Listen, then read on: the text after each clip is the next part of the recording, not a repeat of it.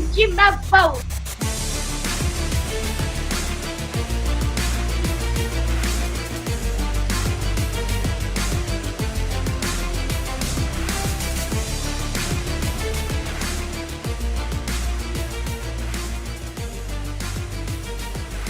Court is in session with Ryan in Sacktown on If You Don't Like That. Now, Ryan in Sacktown. Oh, must be Rhino.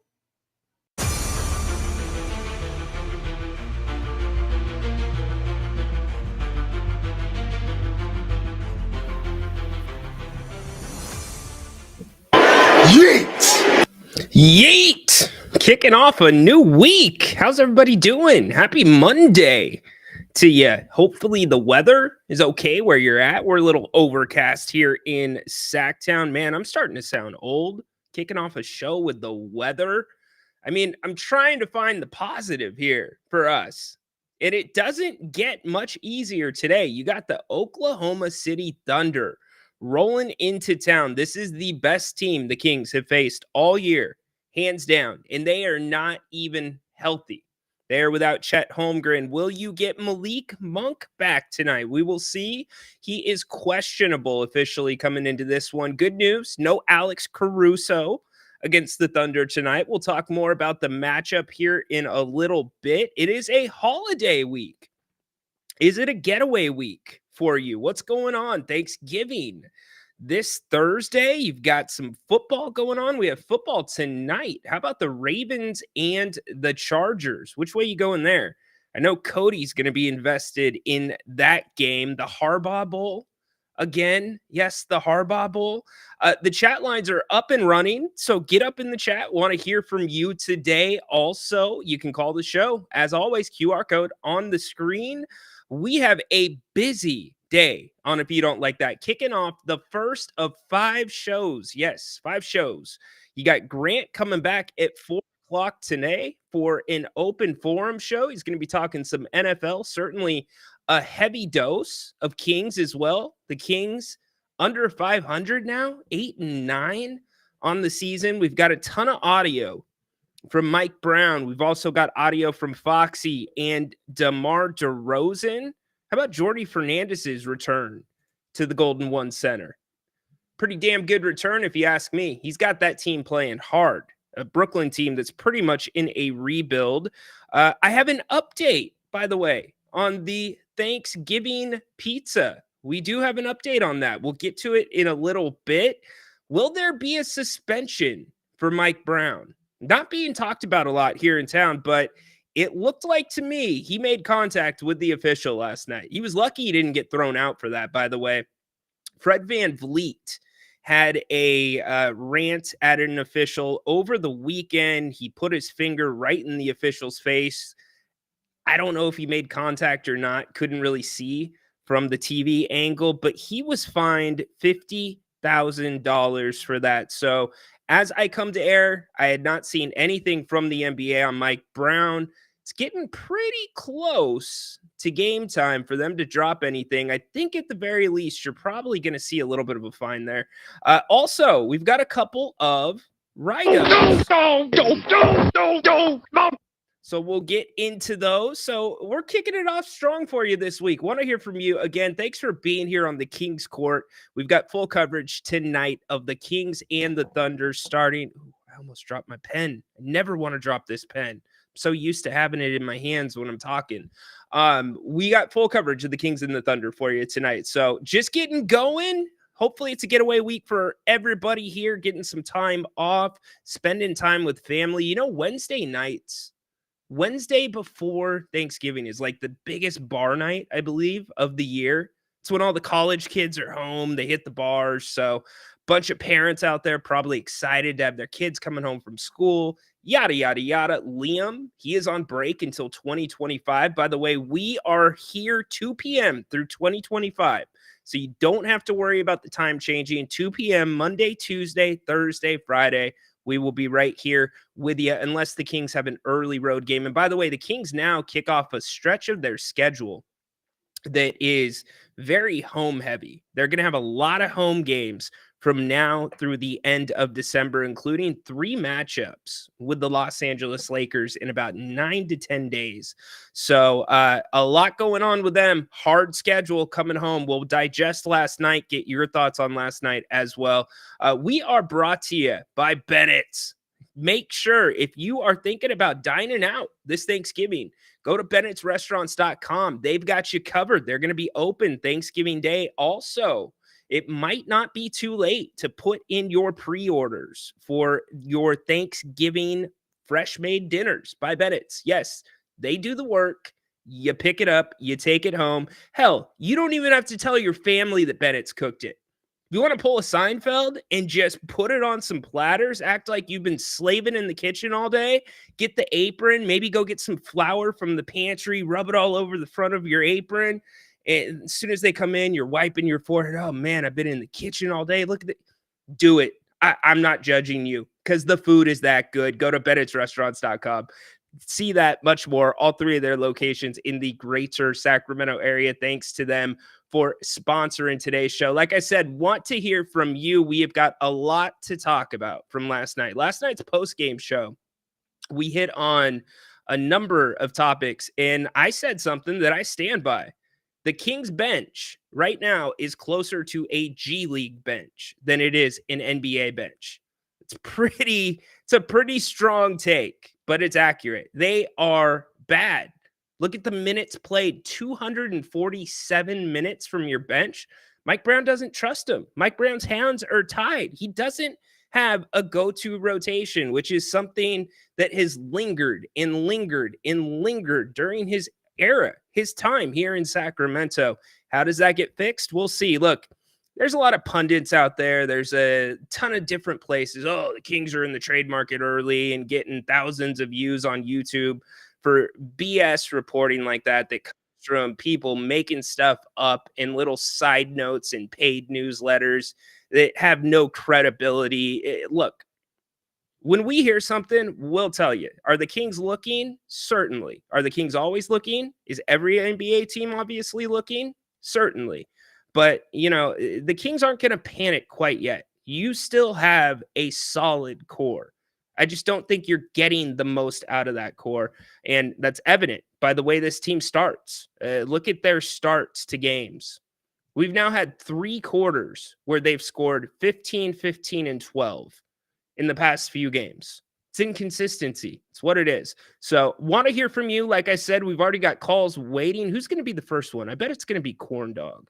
It is Corn Dog. Corn Dog, what's up, dude? This guy's going to want to talk college football. Happy Monday, buddy.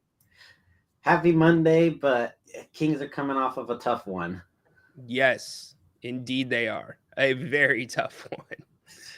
Been a tough stretch, really, Yes. with a lot of the injuries that they've had. Fox has done his best to carry the offensive load. It just hasn't been enough from the rest of the group.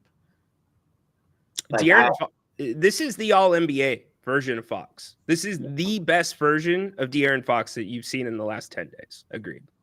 Yeah, like he's played absolutely fantastic, 60, 40, it doesn't matter. 30, he's gonna hit it. And he's done his best. We've played some really good teams. We got a really good team up next. It's really good young team with the Thunder, but we might be able to pull this one out at home. But it's not looking good. Like we just haven't been the same when Monk's gone. I would argue this team has not been the same the entire season. Monk has not played as great as we think of Malik Monk when he's at his best. He's played well at times, but he's struggled as well. There's just, to me, there's fundamental problems with the system, the spacing. You have different, look, how many times, Corn Dog, do you think about this really quick? You watch college football a lot. Yeah. You recruit players to fit your system, right? You recruit players to fit your system. Well, in pro sports, you try to do the same, but you don't always get what you want, right? You get DeMar DeRozan in here, you get your draft pick, and then maybe you're going after some other guys. Doesn't work out. Maybe trades don't go through. Maybe there's a falling out. Sasha decides, I'm not going to play in the NBA anymore, right? And so in college, it's different than pro sports. And in pro sports, to me, when you have your hands a little bit tied, you can't just sit there and say, we're going to keep doing the same thing. It's going to work out. Shots are going to fall, even though my hands are tied behind my back. No, you got to be proactive. And the Kings, if anything, have been reactive this entire season, man. Yeah, the only time the only team that we've played that we've actually played great against both times was Phoenix. Other than that, any team that we've played twice, it's been different sides of the story. The Raptors, we played bad when we were there, but we got the win when it was home. Lots of other teams like the Jazz, we've done pretty okay against. I wish we'd done better because the Jazz are like one of the bottom the worst in the West. Yeah, but like against the Clippers, and we just looked bad. The Spurs owned us. Like the Lakers, we didn't look hot. T-Wolves we've been close, but just not there. The only game that I can point to this season, because I went last night, I sat down, I thought about it, I looked through the games again. The only game that I can point to where a team came out and targeted the Kings in their areas of weakness was really Toronto. Other than that, every team has just taken what the Kings have given them. It's really been that. They're not coming out and doing anything special.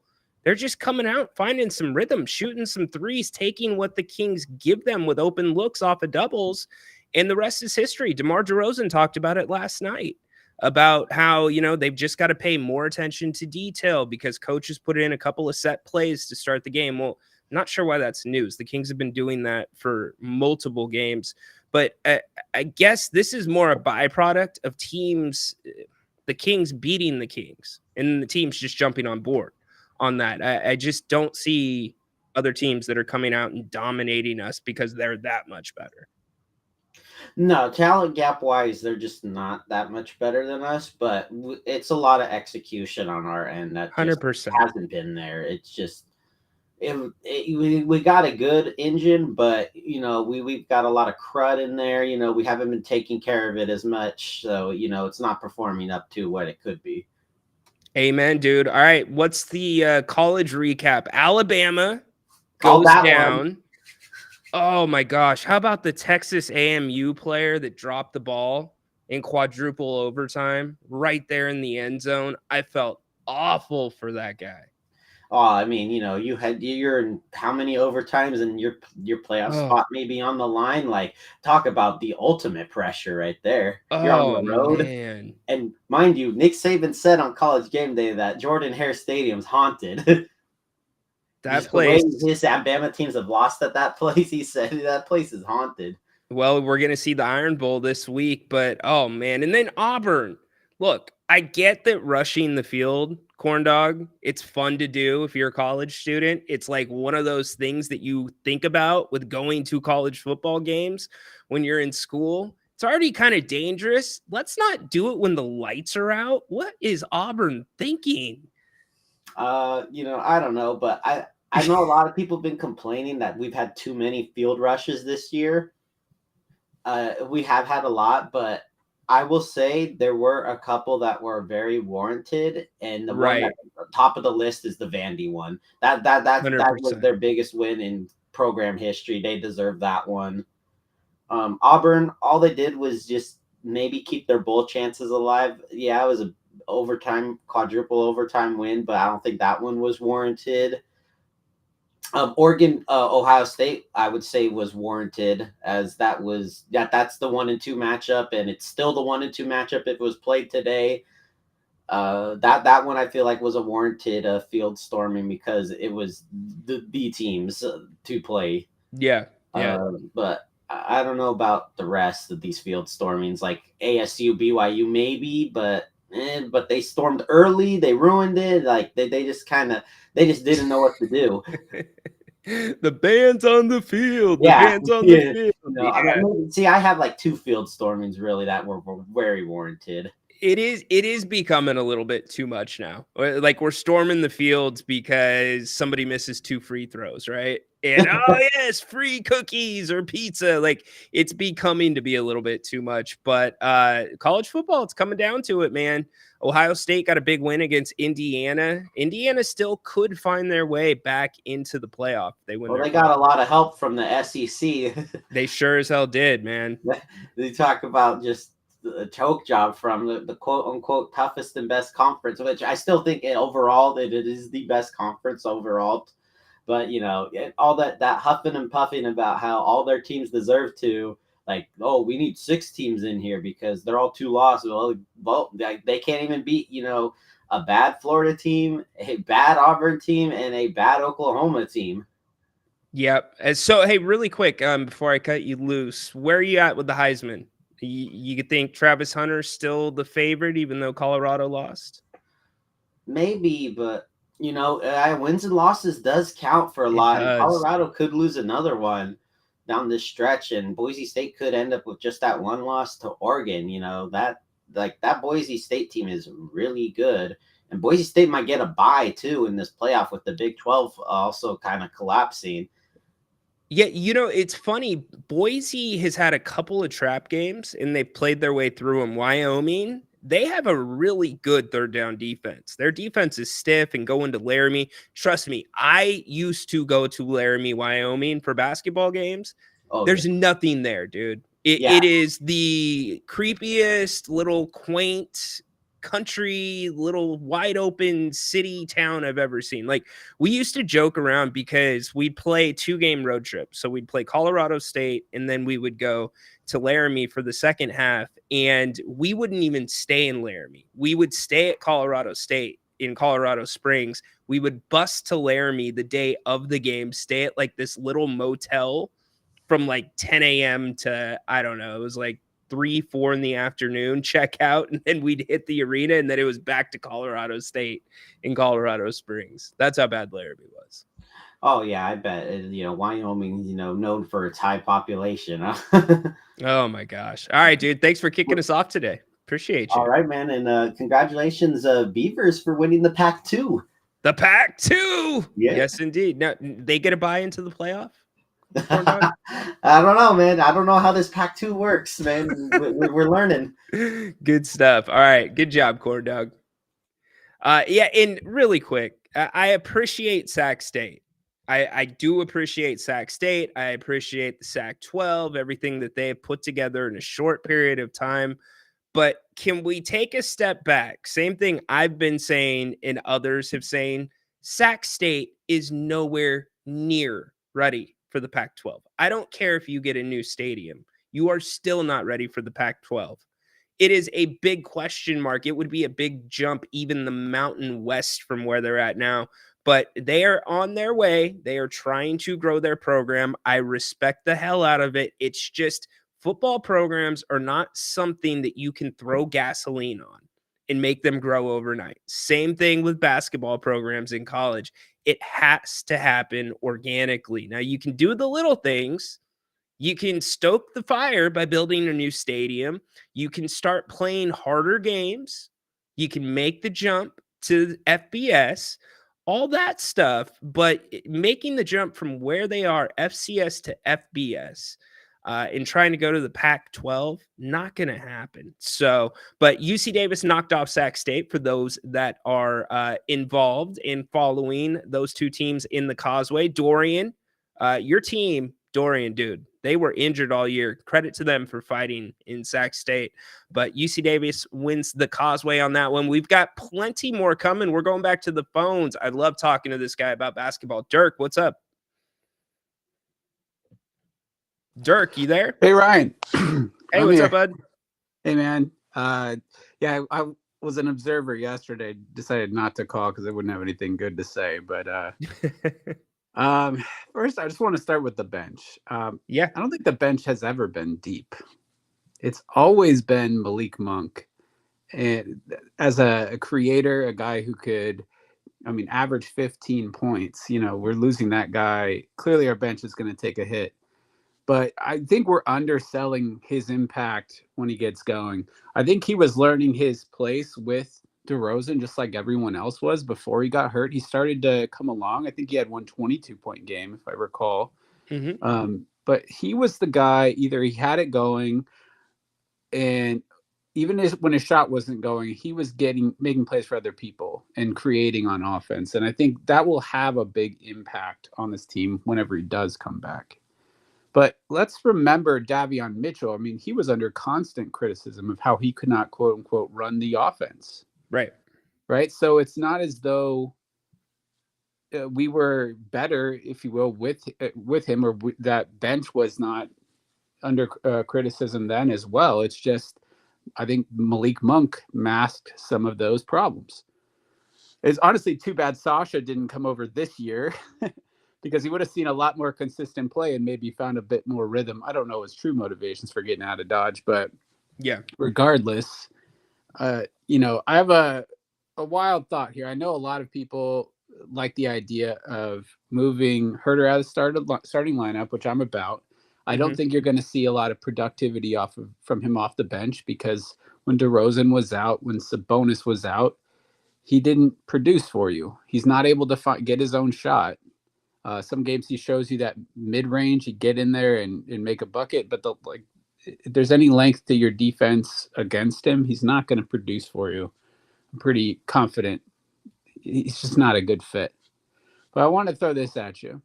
What if we took Herter out of this starting lineup and put in Trey Lyles? But then you need to give Alex Len some consistent minutes at the backup center spot. Wait, you want to put Trey Lyles in for Herter? Well, I want to shift everyone down from DeRozan goes to the 2, Keegan at the 3. I'm just trying to think out. We got to work with our existing assets, right? Right. So when is Trey Lyles at his best? When I'm thinking of Trey Lyles, I'm thinking the corner 3. I'm thinking sometimes he catches a sneaky offensive rebound putback and he takes charges. If Trey Lyles can take a 3, Sabonis can get down on the block, which is the big challenge, I think, of why Sabonis can't take more outside shots. Yeah. If people are really looking for that Sabonis to take more threes or shoot some more at range, you need somebody reliably down low who can rebound. And I think Keegan, the combination of Keegan and Lyles, could probably adequately provide a good amount of rebounding for you. Now, this is just for a different look. I do like Keon in the starting lineup. I think we need to see that consistently. But just as maybe something outside the box that we are not thinking about with our current roster is pairing Sabonis and Lyles and seeing what that could do. Am I off base here? Does this make any sense? Yeah, no, I get what you're saying, but Mike Brown would have to completely change the concepts around the offense, because if you take Herter out of the starting lineup, your spacing is going to be a nightmare, because Trey Lyles is not a slasher. And really, DeMar DeRozan's not a slasher. Keegan Murray's trying his best to be a slasher. Foxy's the one that's creating plays. Domas, not a slasher. So you take Kevin off, then who's going to be cutting? Who's going to be going backdoor? That's all going to be really on it's going to be on Keegan. And I just don't see it working. And then you'll have a nightmare when it comes to defending on the perimeter. Just an absolute nightmare. And so for me, that's why I think Keon makes all the sense in the world, because offensively, the points you made about what Trey does well, what Kevin does well, if you rebalance that second unit, and I get that you're not going to have wholesale substitutions, Dirk, but when you have Kevin Herter, think about Kevin Herter on the floor with Trey Lyles, with Sabonis as well, and Malik Monk. That is a perfectly balanced second unit, because you're always going to have Sabonis, DeMar, Foxy on the court. That gives the teams a completely different look when it comes to pick and roll, because we've talked about this, you and I, many times, that Monk and Domas have a great chemistry with the pick and roll. I think it's one of the best in the NBA. And the way that you can open other guys up with the pick and roll going is in the corners. And that's where Lyles and Herter can make a living. And you're going to spread the defense out. You're going to either compact them, or you're going to spread them. And that will give the Kings so much more punch. And then having Ellis in the starting lineup, that allows De'Aaron to go off of the strong guard, the one guard, whoever that is, lets him kind of be that guy that roams, makes the decision on hedging, helping, sagging off. And offensively, you're already capped out, Dirk. It's going to, if you put Keon into the starting lineup for Kevin, all it's going to do is give Keegan more shots. And I think that will result in Keegan getting into a little bit more of a flow. And then if Keon gets the ball, he can shoot the three. He's been shooting the three ball well, but there's no ask for him to create. There's no ask to get him involved in the offense. And you can have defense that then creates offense, which the Kings did really well the second half of last year. Well, I mean, the premise of Keon creating, I don't see it. You don't need it. I've not seen it. Yeah, you don't need that though. That's what I'm saying. Well, I don't know what to say. I mean, I wanted to see Keon do more of what he does effectively. I wanted to see him have more minutes. I don't think Keegan's 3-point shot is going to be anywhere close to year one ever again. I think he's too overworked. Perhaps his shot itself is, for somehow steeped in his own muscular, frame or something, whereas opposed to an alternative person who might be able to lift weights and get stronger and not have their shooting impacted. I think Keegan putting on muscle, probably the worst thing for a shot. Overall, as a basketball player, he's improved. But we need a radical shift or at least a different look for the offense aside from the DHO. I don't think we have the people for it. Where, to me, if you're playing dribble handoff, and I don't have an example in mind, but like as an approach, a guy who has a high release point, who's larger than the average guy height-wise, whose shot can be unaffected by just having a little distance between him and his defender because his shot's nearly unblockable. Kevin Huerter's not that guy, and his shot is wildly inconsistent. He's so streaky regardless. Something's got to change. We talk about chemistry. It always seems to be between like two guys on the floor at one time. Right. It's not. There's more people there that need to get involved. Like, what is, Domas has chemistry with DeRozan. I think we saw that at the start of the year. Malik Monk and Sabonis. I'm sorry, I did say DeRozan. So Sabonis, DeRozan, Sabonis, Malik have chemistry. De'Aaron can just do what he needs to do at any time. I think his chemistry with others works better when maybe Sabonis isn't on the floor. I'm just trying to work out this puzzle, but I don't feel like there's just a lot of good solutions. I think we're looking at a team that, unless Malik comes back and adds just like so much value, I think we're looking at going for a play-in spot. And it's not going to be, it's probably going to be that 10 spot unless something changes dramatically. Yeah, no, I'm with you, Dirk. I've got a lot to say about that as well. So I'm going to get into it. We're going to hear from Coach Brown. Thanks for the call, brother. Later. All right. Good job by Dirk there. Okay. Let's talk about this really quick. He brings up a very, very good point about what's the solution for this team. We're going to talk about last night, by the way. What's the solution for the team? Here's what I can tell you the solution is not. You are asking, if you look at, now that we have a 17-game sample size, we've got 17 games under our belt, and the Kings are 1 game under 500. I can tell you the answer is not asking a bunch of finishers. That is one of the flaws of this roster. You look at the teams across the NBA that are having success right now. They're balanced. Look at the Warriors. It's one of the best examples out there. And I could even make the argument that this Warriors team right now is more balanced than they ever were when they were winning championships. That's not a hot take. That's not trying to put something stupid out there. It's not for shock value. They are a much more balanced team. The Warriors that were winning championships had multiple stars.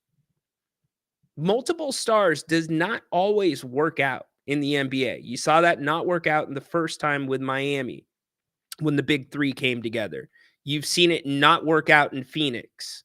By the way, guys are getting healthy. Ja Morant expected to be back for the Grizzlies. Also, Beal and Durant expected to be back this week as well for them. But multiple stars doesn't always work out. The Warriors now, they've got one star. It's Steph Curry. He's still playing all world, but they have different guys that play all of their specific roles perfectly.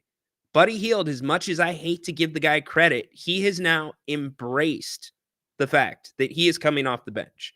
And he has embraced the fact that, hey, I'm the guy coming off the bench that can just throw it up.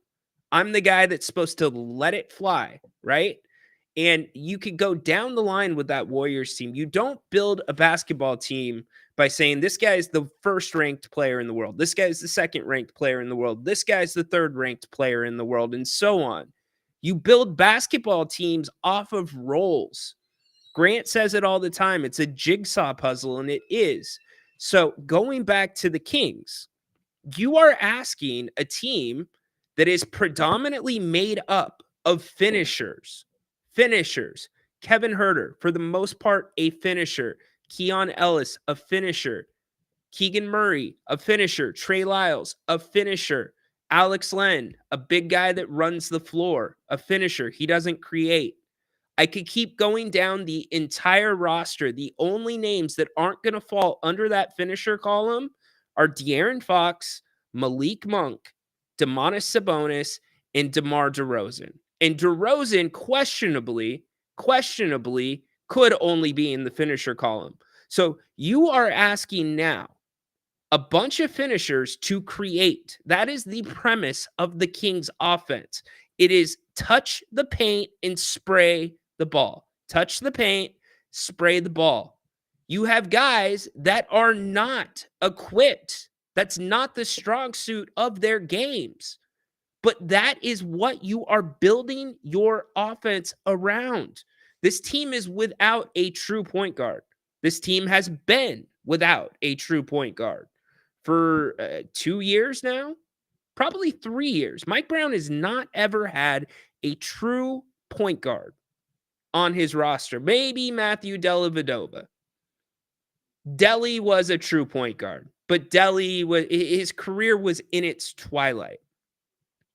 So we're going to continue seeing these same problems until something changes around that. The reason the shot clock gets to, 6, 5, 4, and the Kings are looking to get a shot up at the last second, the reason there's bad turnovers, I wouldn't even call them turnovers. I'd call them giveaways. The reason they're giveaways is because you are asking finishers to create. You have fish that are out of water. Period. End of story. The touch the paint and spray the ball structure, the theory, it works great. It's why many teams in the NBA do that. It's why many teams in the NBA preach that. But you can't continue preaching that, in my opinion, here in Sacramento. It doesn't work. You have you have not enough players on this roster that can realistically create for their teammates enough for their teammates to have impacts on the game while also providing what they need to do scoring. De'Aaron's done it a couple times in the last week and a half, and De'Aaron's game has been the best it has been in probably the last year and a half. This last week and a half of basketball from De'Aaron, incredible. And if we want to talk about Domantas Sabonis as well, Sabonis has regressed this year. Yes, his three-point shot has gotten better. Yes, his mid-range shot has gotten better. His decision-making has gotten worse. His decision-making has gotten slower. He had 6 turnovers last night. He's averaging 3.6 turnovers a game. Now, the troubling part about that to me is the burn rate for Sabonis, the ask of Domantas Sabonis in terms of facilitating the offense this year is much lower than it has been in past years.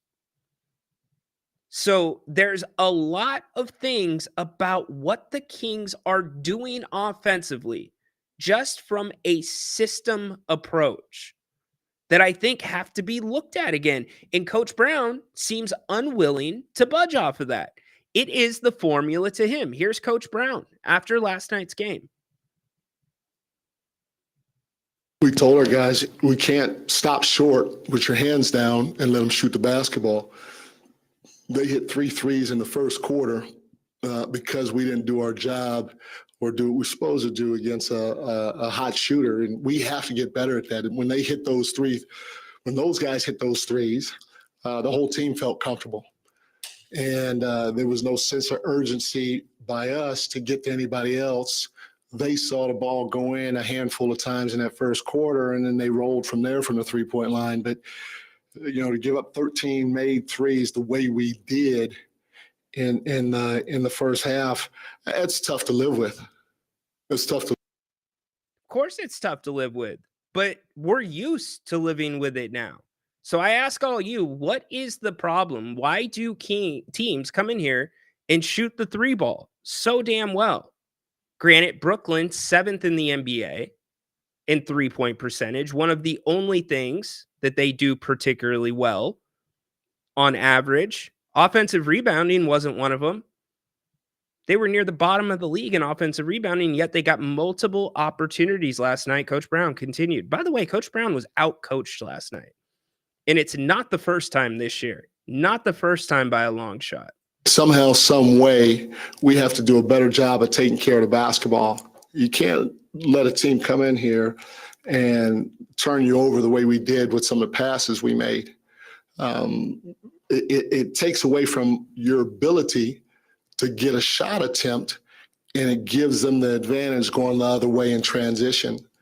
And, I thought we had a lot of that a couple of nights ago at the Clippers. So somehow, some way, we got to do a better job of taking care of the ball. And,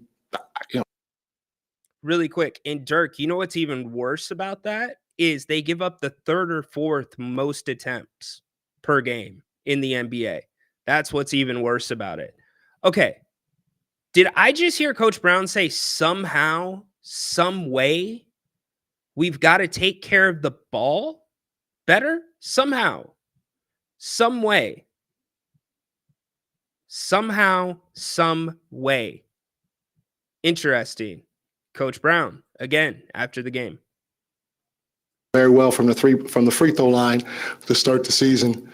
And, it was a 1.5 possession game down the stretch, and we missed 11 free throws. So, you look at the free throw line, you look at our turnovers and the points off our turnovers that we gave up, and our inability to guard the three the way we're supposed to in the first half, and it ends up in a loss. So tough, but. And it's the script that we've seen in Kings losses, not just this season, but in Kings losses last year to bad teams. The turnovers are up because you are asking finishers to create. That is why the turnovers are up. I can live with turnovers being up when you are playing strong defensive teams, and they are taking the ball from you and you are attacking them. I can't live with it when you are playing teams that aren't doing anything special on defense. Now, give credit where credit is due. Jordi Fernandez coached an excellent game last game. Last night, Jordi Fernandez was excellent. He was all over Sabonis after the second dribble when Sabonis' back was turned to the basket. Also, he called timely timeouts for important possessions down the stretch. Jordy knew exactly what the Kings were going to do, and that team was ready for it. But it feels like we are focusing on all the wrong things. The Kings have been turning the ball over a lot for 2 years now. Now, the Kings are either really good in the turnover category or they're really bad. There's never usually anything in the middle. Last night, you look at the assist to turnover ratio for the Kings, 21 assists, 16 turnovers. That is a really bad assist to turnover ratio. Yes, you have to make a shot to get an assist. I understand that. But for Mike Brown to put last night's game strictly on free throw shooting, and yes, it was not as good as normal, I think you are ignoring some of the bigger elephants in the room, like pace, like offensive rebounding. You're 26th in the NBA right now in offensive rebounding. 26th. And that was a core principle. That was a point of emphasis coming in to this season. Offensive rebounds this season are down 16.3%. Now, free throw attempts are up 11.7%. Made free throws up 20.8%. The Kings are spectacular from the mid-range. They're second in the NBA. Second, 58.2%. Attempts, they're okay. 13th in the NBA. Could be better. When you are a team that is clearly geared towards more of a structured style of play, when you look at the Kings' overall statistics for the year, and you look at how strong they are inside the arc versus how weak they have been outside the arc, you have to play more towards your strengths. Just because the NBA is a three-point league does not mean that you can't still win games in this league by centering your game around the two. You absolutely can. The games the Kings have won this season have shown that. Coach Brown again after last night's game. Yeah, these guys got a lot of freedom out there to do what they want to do, and the reality of it is Domas is an all-star level player, DeMar is an all-star level player, and so if those guys feel that they have an advantage, then I'm not going to hold them back. We got to take an advantage wherever we see or feel, whenever we see one, or feel that we have an advantage, because good shots are hard to come by. So I would not say that those guys were in his way. We obviously want Foxy to stay aggressive though too. I don't propose to have all the answers. I don't propose to have any of the answers. The things that I am trying to point out are simple observations. That if you know the game of basketball, if you study the game of basketball, that you would point out. Here's what I know. This team has too much freedom. Way too much freedom offensively. That is what's hurting this team.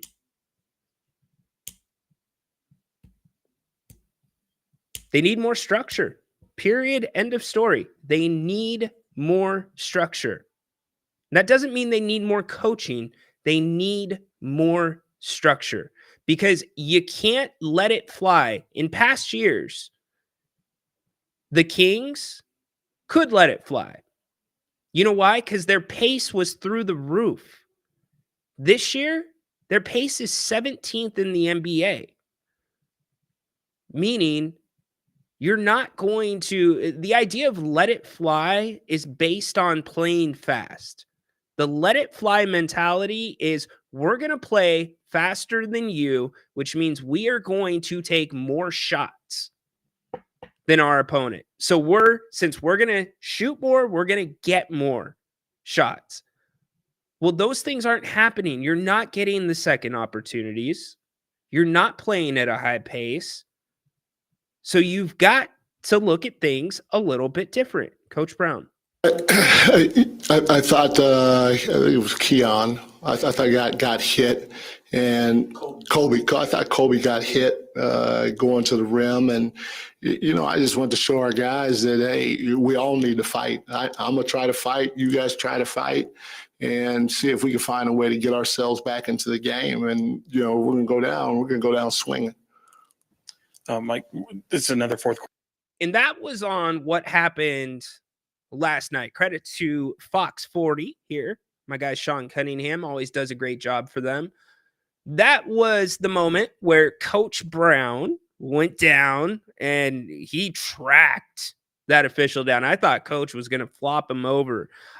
He seemed to, and I'll ask you guys in the chat, I'll ask y'all, do you think he made contact? Because when I looked at it again, especially, again, credit to Sean Cunningham for getting this on camera and getting it at the angle he did, it looks like Coach Brown makes contact with the official.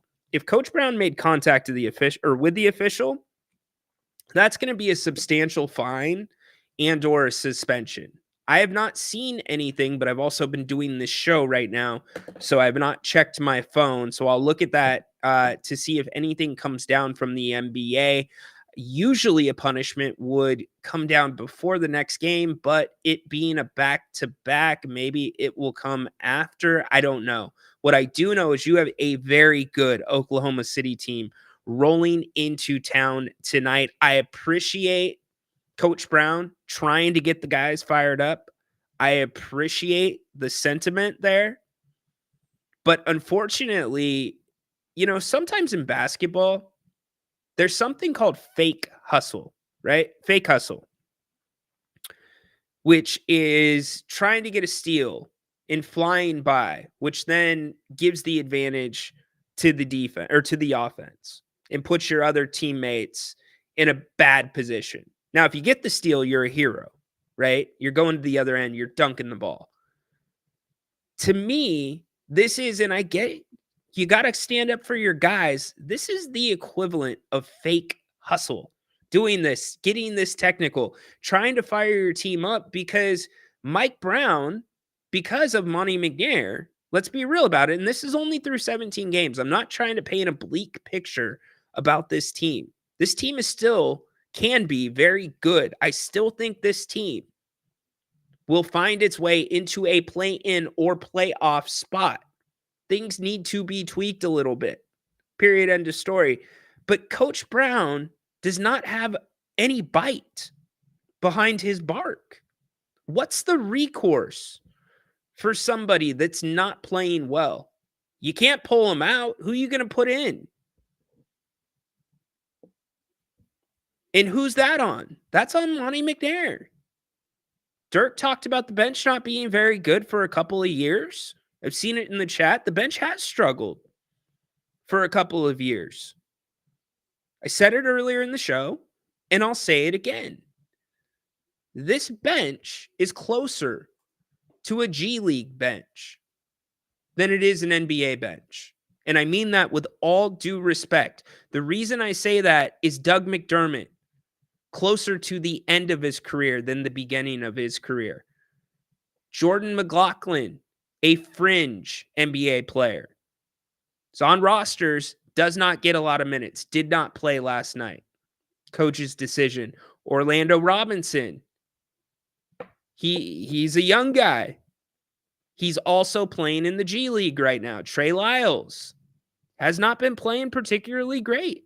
Keon Ellis, G League guy, who has worked his way to a spot with this team and earned a spot on this team. He brings something to this team that this team needs.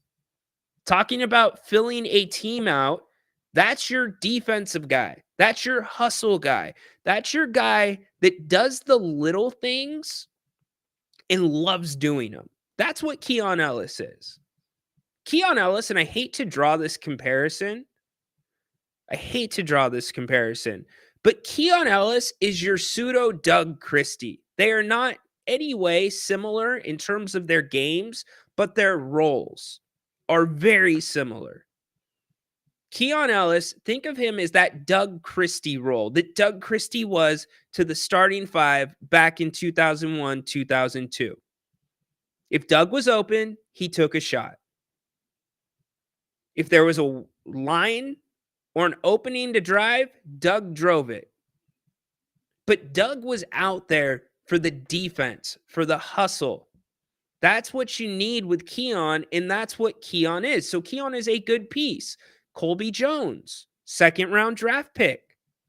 He spent more time in Stockton than he has with the Kings. Coach has given him some run the past couple games because Colby has been playing well in Stockton.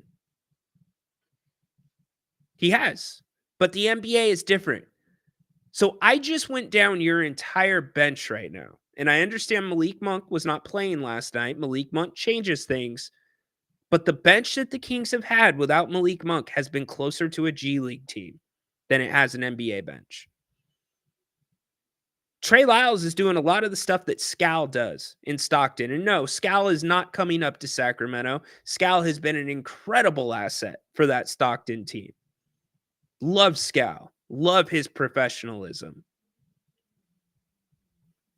But the way Trey Lyles has been playing, it's closer to getting a role like that in the G League, like Scal has, than it has the NBA. And I appreciate what Trey is doing defensively.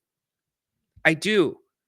But you have guys that are not multifaceted coming off this bench. You have specialists.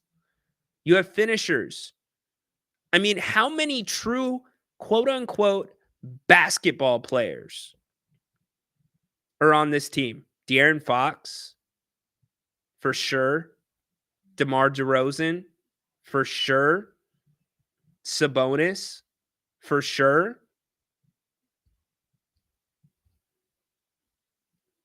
Keegan Murray, debatable. Rookie year, you could have said 3-point specialist. Last year, offense dropped off a little bit, but his game's growing. He's being asked to do more defensively. He's definitely a defensive specialist. He's the leader of this defense, hands down. He's the heartbeat of the Kings defense. Outside of that, this roster has specialists. In the offense you are running, the drive, get to the paint, spray the ball. You got to have basketball players to run that offense. Coach Brown again. Yeah, I thought DeMar got to his spots, and the shot didn't go down. I thought we had some wide open threes in the fourth quarter, and they didn't go down. And I don't know if it's because we're getting tired by then or what. But off the top of my head, I'm okay with thinking back. I'm okay with our shot selection that we had. We just hopefully sooner than later we'll start making them in the. Hopefully we'll start making them. This is not a wait around team. This is a right now team. DeMar DeRozan is a right now kind of player. He's at the end of his career. You only have a year and a half left of De'Aaron Fox. You've got a year and a half left to Keegan Murray. It's a right now team. They've got to make some adjustments, in my opinion.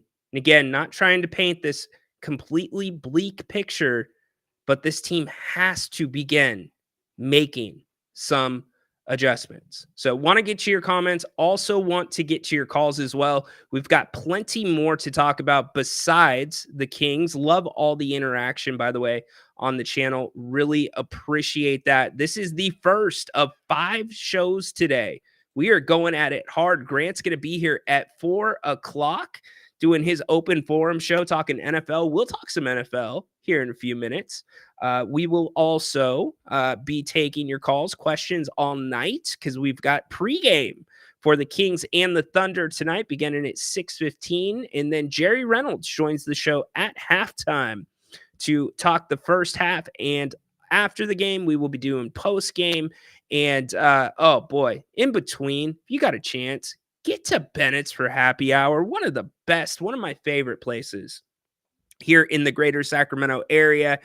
That is the West Side Grill on screen their newest location out of the three, Rockland, the Blue Oaks Town Center, also locations in Roseville and off of Howe and Fair Oaks. Happy hour 2 to 6 o'clock, Monday through Friday. They've got prime cuts of seafood and steak. If you're a wine person, 60 different wines by the glass. And what I particularly love about Bennett's is all their different specials that they do throughout the week, the weekends. Like weekend, you have prime rib. You also have weekend brunch.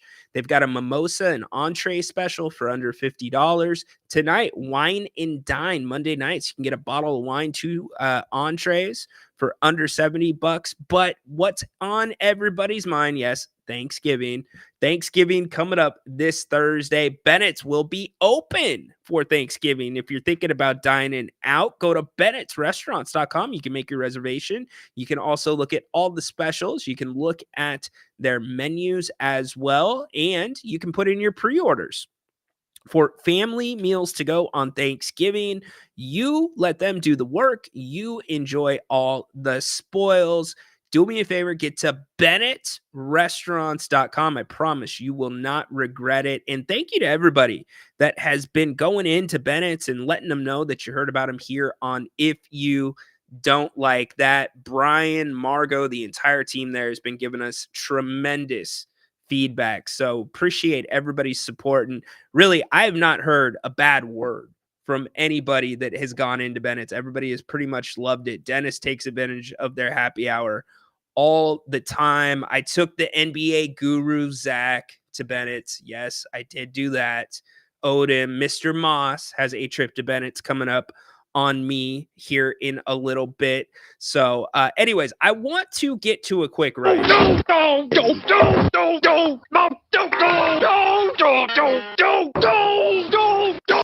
So for those that don't know, sometimes we do ridos around here on Mondays. What those are moments that made me go, don't, this weekend, or something I saw during the week that I thought needed a little addressing, needed a little attention. And here's one of my ridos from this weekend. It really made me go, it was this. You know, I was so looking forward to having this Tuesday with some of my friends, our quote unquote Friendsgiving, because we're all in different cities. We're doing it digitally, which I'm sure many of you have had to navigate as well. But they found this delicious looking, I mean, scrumptious looking, my mouth's watering right now thinking about it, frozen Thanksgiving pizza. And man, was I excited this weekend to go out and find that pizza at a store here in the greater Sacramento and Elk Grove area. I went to one store. I went to 2 stores. I went to 3 stores. None of them had the Thanksgiving pizza. I was in shock.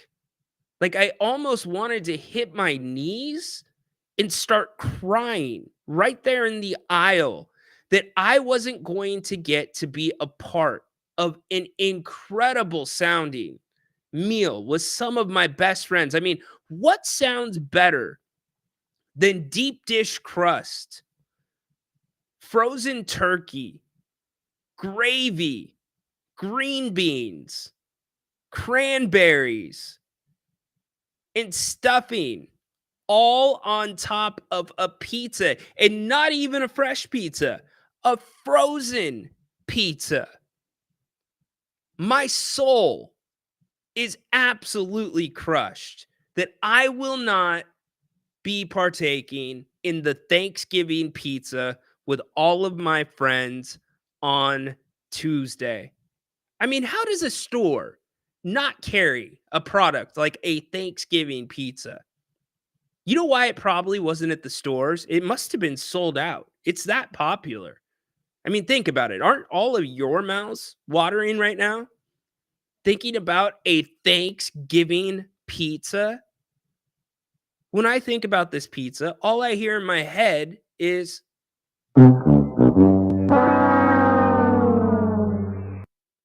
because I couldn't find it. So my rido is that I couldn't get my hands on this Thanksgiving pizza. Haunted Horse, Adam, everybody else, I am so sorry from the bottom of my heart. I was so looking forward to partaking in such a delicious, delicious creation. So that is my rido. Yeah, they must be sold out. I don't know. Couldn't find them anywhere. Went to like 3 or 4 stores. In fact, we did the Amazon Fresh Market this weekend with the Amazon cart. Anybody tried that yet? That was really interesting. Doing the smart cart where you put it in the cart, your account recognizes what it is. You take something out, the cart recognizes it as well, recognizes it by the product. And then instead of checking out traditionally, you just go through this line. It's just a area of the store. You just walk straight through it. There's nobody there. It's like, I guess, scan your cart, make sure that you have everything done. Super easy. It was fun. But unfortunately, I couldn't find that damn pizza. My heart was broken that I couldn't find that damn pizza. What am I going to do? Mark says you could buy a French bread pizza and add your turkey toppings. It's not the same, Mark. It's not the same. It won't be the same, man. I'm sorry I won't be a part of that. It just breaks my heart. It really does. One Google search tells me it's a Kroger exclusive. See? Kroger exclusive. Good job, Dirk. You know, I even tried Foods Co., which is the closest thing to a Kroger that we have here in Sacramento. So, man, my heart's broken. Can't you hear how sad I am? I mean, I'm crushed inside. I'm just like, damn. You know, I guess maybe I'll just have like a burger or something while the rest of them are partaking in this delicious sounding pizza. Yeah. Oh, you know what? Hey, Kyle, I appreciate the offer, brother. I would hate to put you through that trouble. Kyle, thank you for the offer, but no, that is way too much to ask. You know, shipping would be way too expensive. Definitely not worth it. Kyle, thank you. Thank you. But I could not accept that. So, you know, if you can get your hands on one, you should keep it for yourself, you know, definitely. But thank you for the offer. Rhino is bewildered and distraught. Yeah, I'm so distraught. I'm so upset that I'm not going to be eating a Thanksgiving pizza. No, you know what I'm really thinking? This is what I'm thinking. Great success. Yes, great success. I get to watch all my friends eat one of the most disgusting creations that anybody has ever come out with, and I don't have to eat it. So thank you, Kroger, for making it and exclusive. Amazon Fresh is different. Yeah, it's cool. It is cool. More like put it in the cart and send him to the toilet. Hey, as far as I know, you are part of that group, Adam, that's partaking in this pizza. So, you know, I hope that it's okay. Yeah. Did you see the tear? It was really, really upsetting, Mark. Very upsetting. Let's talk some other things from this weekend that I want to hit really quick. What about the NFL this weekend? The NFL week 12 in the books. By the way, Liam went 4-7, 4-8. Oh man, he had a rough week. We'll see how Haunted Horse did with his picks. We've got the horsing around with the NFL segment on Friday where my 10-year-old son Liam does his recorded picks. He does not watch football. The week before, he went 7-6. This week, he had a little bit. He took it on the chin a little bit, but it was a hard week for him. But what is going on in the NFL? How about Saquon Barkley? Is this dude just got the ultimate, just in your face? This guy finally finally has an offensive line that can block for him. And he's putting up incredible numbers, and he looks like he is having a great time doing it. And this Philadelphia Eagles team, I'm not all in on the Eagles, but they have won 7 games in a row. I wonder, have the Eagles maybe, just maybe, hit their stride a little bit early? We'll see. Who knows? But for the time being, I'm thinking, what? Someone in Sacramento drive one to Elk Grove. Dude, they're not in Sacramento. I'm crushed, horse. I can't have any. I'm so sad, dude. I did my due diligence. I checked the end caps too. There is no pizza here in Sacramento. Yeah, I got you, Riley. Or I got you, Al. So anyway, Saquon Barkley. Incredible stuff. Happy for the kid. You saw everything chronicled on Hard Knocks, right? They did in Hard Knocks off season with the Giants. And he actually followed through with his word. He went back to the Giants. He just ended up taking more money. He did what he said. His agent went back to the Giants and said, this is what we can get. He could have just signed with the Giants or signed with the Eagles and been done with it, but he didn't. And as for the Giants, let's talk about the Giants for a second. Can you blame Malik Neighbors for his frustration? And how about Danny Dimes? Danny Dimes asks for his release after being demoted to the 4th string quarterback, and he gets it. And now Danny Dimes is looking to sign with a contender for the rest of the season with a check already in hand for $22 million? Malik Neighbors has played hard for this Giants team this year. And my man Malik, he was not happy after last night's game or after yesterday's game. And Malik, I'm not happy with you. Here was Malik Neighbors. Go out there first, second quarter, don't get the ball, start getting targets at the end. I mean, can't do nothing. Start getting the ball when it's 30-0. What you want me to do? Why in the first half are they not looking at you? I don't know. Talk to Dave about that. Talk to Dave. Did you say something to the coaches at halftime? I mean, they know. They come up to me, ask me what plays I want. That was that. I mean, I don't know. I don't know, man. Malik, dude. And by the way, Malik, apparently, Brian Daboll, coach of the Giants, addressed Malik for that rant with the media. Malik, I am so disappointed in you. You did the right thing, my man. Like, you called out your coaches, as you should. You are the best player on that Giants team. By far, you are the only bright spot on that Giants team. And you ruined the moment, Malik. That dude had at least 2 pieces of gum in his mouth, if not a big fat chunk of Bubblicious or Big League Chew. Malik, if you're going to do a rant calling out your coaches, man, you can't be chomping at the gum at the same time. It's not a good look. You said the right things. You did it the wrong way, Malik. So the Giants continue to be in turmoil, which leads me here. 49ers fans, man, has it been a year? Is this the end of this Niners window as we know it? Ironically enough, they are only a game out of the lead in the NFC West. The NFC West is bad and unpredictable.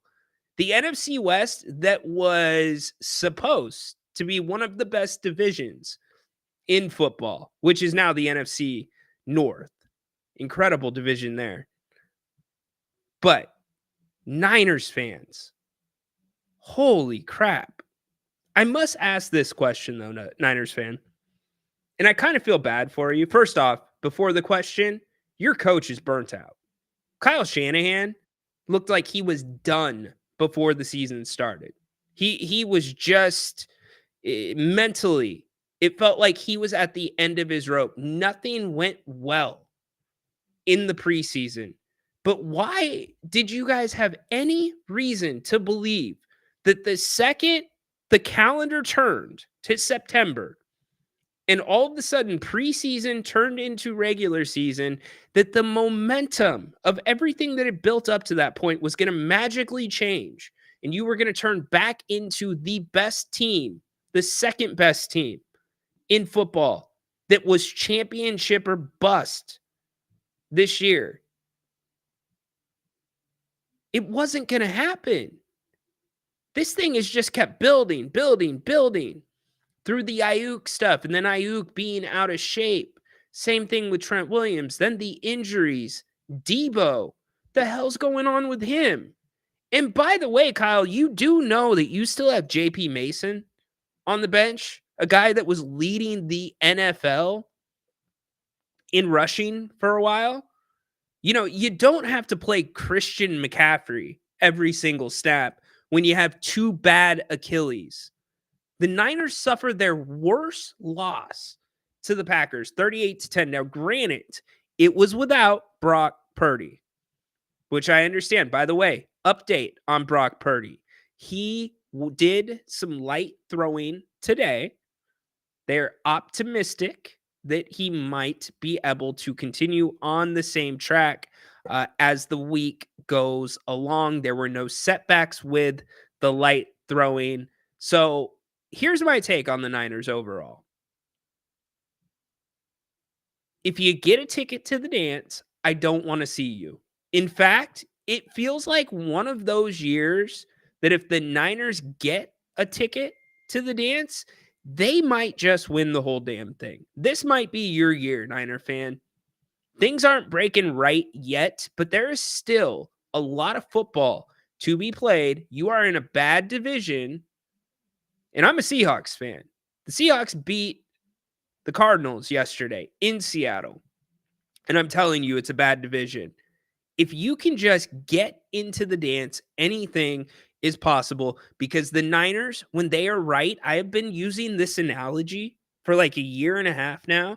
The Niners are the most expensive and nicest, fastest sports car on the market. They've got it all the bells and whistles. But guess what? It is expensive as hell to maintain. And if a little tiny bolt, just a little bolt comes loose, that car's screwed. It runs like crap. Everything has to be perfect. The question is, can you all get back to perfect and get that last playoff spot? Because you're going to have to win the division to get that playoff spot. Let's go back to the phones. Oh, Al, I thought you were trying to call. Al, you getting in here? I think Al is trying to call. I heard him calling in. Al, try to call back if I can get you in. Would love to get you in. By the way, one more quick rido. The New York Post. You're killing me, New York Post. You were one of the last places that had really good columnists. By the way, Phil Mushnick, like him, dislike him, you got to respect the way that he writes columns. You got to respect the way that he reports on stories. Dude sticks to his guns and his morals. I used to be able to get a Phil Mushnick article every week and a half, 2 weeks for free, and that's why I kept reading the New York Post. Now, no more. You have to pay to read Phil Mushnick's article. I'm out. I'm sorry. I love you, Phil. Not paying the New York Post for your article. You screwed yourself, New York Post. You have. I bet you Napes hits on that one too. Let's go to Al really quick. Al, what's up, brother? And Al left. All right. Okay. Al, I am convinced it's not our program because everybody else hasn't had problems calling. I think it's your end. Let's try to get him in here really quick. Al.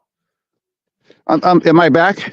There you go, brother. You're on. You know what? It keeps all of a sudden the Redstream keeps crashing on me. It's probably old guy user error, but real quick, man, congrats to your Seahawks, man. I know it's a bad division. The division winner is going to be the only playoff team. So, big win. You got the dub. My Rams, man, I don't know what happened. Oh, no. I know what I was going to say. His Rams, he didn't know what happened. They got ran all over. Barkley, 250 yards rushing, might be in the conversation for MVP. First running back MVP since 2013, possibly. Hey, Al, dude, that division's up for grabs. You guys are going to be just fine. I think the Rams, anything is going to happen. Anything could happen in the NFC West. So you are all good, my brother Al. You know what? We'll catch up offline. I feel bad. Al, email me, Al, and I'll try to figure out what your problem is. I figured it out for Jerry Reynolds, so I can probably figure it out for you. So, by the way, again, tonight we've got Kings and Thunder coming up for you. Malik Monk questionable in this one. Second night of a back-to-back for the Kings. Oklahoma City is going to be rested. They're rolling into town with some rest, but they are without Chet Holmgren. Broken hip. He is still out for at least another month and a half, probably longer. Also, no Alex Caruso tonight for the Thunder. The Thunder do have Isaiah Hartenstein, though. Remember, Hartenstein gives the Kings problems on the offensive boards. But here's the positivity that I'm going to shoot your way, because I feel like it's been a little bit of a downer show. Kings are -1 in the 500 column. Team, what's going to happen? The bench isn't good. I want to bring your spirits up. When the Kings play good teams, and this is the best team the Kings have seen all season, usually they rise to the occasion. Now, if you think about the Kings in the Thunder last season, the Kings actually played the Thunder really well, to the point where it was being asked in circles in the NBA, even on the big talk shows in the NBA, if the Kings make it through the play-in, is that the team the Thunder would like to see the least? Yeah, it's Al, Rhino, RYNO, NIN, Sacktown at gmail.com. Rhino in Sacktown at gmail.com. So anyways, the Kings played the Thunder well last year. They matched up well with the Thunder, would have given them much better run than the Pelicans ultimately did. But this is the game to me. If you're going to pull the trigger on a change, it has to start defensively on the perimeter. You need a heavy dose of Keon Ellis tonight on SGA, as well as De'Aaron on SGA. SGA is a throwback. I don't need to tell you everything he does well, because he's a special talent. And the Thunder are arguably one of the best teams in the league, second in the West right now. Second favorite, I believe, to win the NBA championship. But it starts with SGA. He's averaging 26.7 in his career against the Kings. But the perimeter defense, the pick and roll, that is what the Kings have to take away tonight, or at least play very well. Have to play it very well. Communication, physicality, push them off of the spots where they want to start their pick and rolls. Make them start further out. The one weakness that Oklahoma City has, there is one weakness to this team, and it's offensive rebounding. Oklahoma City, believe it or not, on the offensive boards, they are not good at keeping teams, their opponents, off of them. In fact, they are last in the league at keeping their opponents off the offensive boards. So can the Kings tonight finally break through their struggles on the offensive boards? Last night, the Kings had 11 of them, but still not nearly enough. Not nearly what Mike Brown's hoping for this team. And offensive rebounding was an area last year where the Kings really improved. So it's a little surprising. Part of it, and we have to take it with a grain of salt, that the offensive rebounding has not been as good, is because the Kings have gotten to the free throw line more. So that is definitely something you want to do. Get to the free throw line tonight, but can you find a way to snake yourself in there? Domantas Sabonis has given the Thunder problems in the past. The Kings cannot turn the ball over tonight. The Kings need to come out and not beat themselves. All things that we almost say nearly every night, but tonight in particular, look, if you look at the script over the last year and a half of this Kings team and how they play and the losses they have versus the wins that they've earned, this sets up for a game where the Kings will shock us and they'll win. I think the Kings, I'm not going to say they're going to win. I expect a very good performance from this team tonight. I do. A disciplined performance. I expect the turnovers to be better. I expect the motion to be better. I don't expect things to be stagnant, but it really comes down to this. It's the fast breaks in the transition. Can the Kings beat the Thunder on the breaks? Can they push the pace of this game? Can they push SGA off of his lines? More importantly, can this team play physical without fouling? That is the big question. So looking forward to this one tonight, 7 o'clock from the G1C. I'm sure many of you will be going. Some of you will definitely be watching. Don't forget, we've got full coverage of the game right here tonight on If You Don't Like That, starting with the pregame show, 6:15. With yours truly, we will dive way deeper into Kings Thunder now that we have flushed out last night. We've talked about it. No reason to keep going back on it, but we will get you ready for this one, let you know the keys to the game. I just told you one of them. And also, don't forget Jerry Reynolds, halftime. Looking forward to that. And post-game, we wrap it up with your phone calls. But before all that, Mr. Napier himself, the principal of the channel, If You Don't Like That, he'll be here in just over 30 minutes. Just over 30 minutes. Napes will be here 4 o'clock with his open forum show. Make sure you join him for that. Thank you all so much for being here today on the Kings Court. Really, really enjoy your comments. Enjoy the calls. Appreciate your support. Make sure that you're subscribed to the channel. We would greatly appreciate it. You can scan that QR code right there. And then also make sure you're following me on the X at Ryan _in Sacktown. You can _in Sacktown. That will take you to my X account, which will have all the links for the Kings Court podcast. It's not just a live show. You get premium Kings Insider audio that I post in the mornings, usually Kings Court shoot-arounds. So make sure that you're subscribed on Spotify, Apple, wherever you find your podcasts. Totally free. Bet you'll probably like it. We have a good time with that. So thank you all so much for being here again. Appreciate you. Come back, support Grant in just over 30 minutes. He'll be here with an open forum show, 4 p.m. And then again, tonight, full coverage, Kings Thunder right here on If You Don't Like That, beginning at 6:15. Go Kings, light the damn beam. Stay the hell away from Levine. Court is dismissed.